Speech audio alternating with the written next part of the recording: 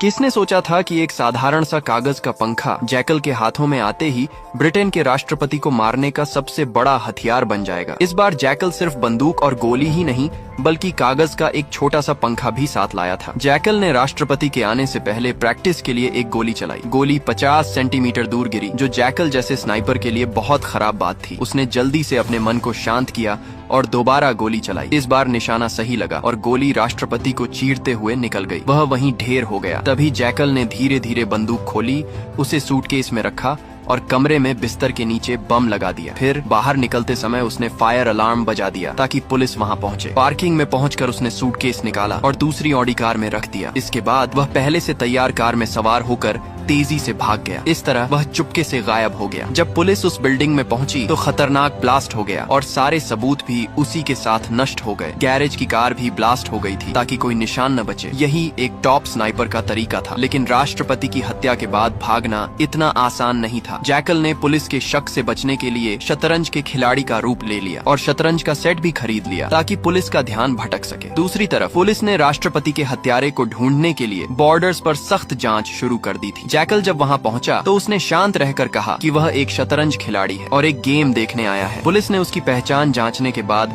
उसे गाड़ी में रखे डिब्बे को दिखाने को कहा। यही तो जैकल चाहता था, ताकि पुलिस वालों को यकीन हो जाए कि वह शतरंज खिलाड़ी ही है। पुलिस ने उसका पतला दुबला शरीर देखकर सोचा कि वह शायद मुर्गी भी न मार सके और उसे जाने दिया। जल्द ही जैकल फ्रांस पहुंच गया। एक इंटरनेट कैफे में जाकर उसने अपनी यूएसबी कंप्यूटर में लगाई और अपने कॉन्ट्रैक्टर से पूछा कि राष्ट्रपति को मारने का पैसा कब आएगा। जैकल आज तक उस कॉन्ट्रैक्टर से नहीं मिला था। वह मिलना चाहता तो था, लेकिन अगले कॉन्ट्रैक्ट के लिए $10 लाख सुनकर उसका मन डोल गया। उसने और कुछ नहीं सोचा और हाँ कर दी। उसने कहा कि 5 लाख काम से पहले, बाकी के बाद में। कॉन्ट्रैक्टर भी मान गया और उसे लोकेशन बता दी। जैकल पहले लोकेशन पर गया। वहाँ कॉन्ट्रैक्टर की एक एजेंट ने जैकल को नया टारगेट दिखाया, लेकिन जब उसे टारगेट का पता चला तो उसने कीमत 5 लाख से सीधे 10 करोड़ कर दी, क्योंकि यह टारगेट दुनिया का सबसे अमीर आदमी था और उसकी सुरक्षा बहुत सख्त थी, जिसे मारने में काफी मेहनत लगेगी। इसके बाद जैकल ने स्पेन में अपने विला में पहुंचकर देखा कि उसकी पत्नी बच्चों के खिलौने समेट रही थी। जैकल को सामने देखकर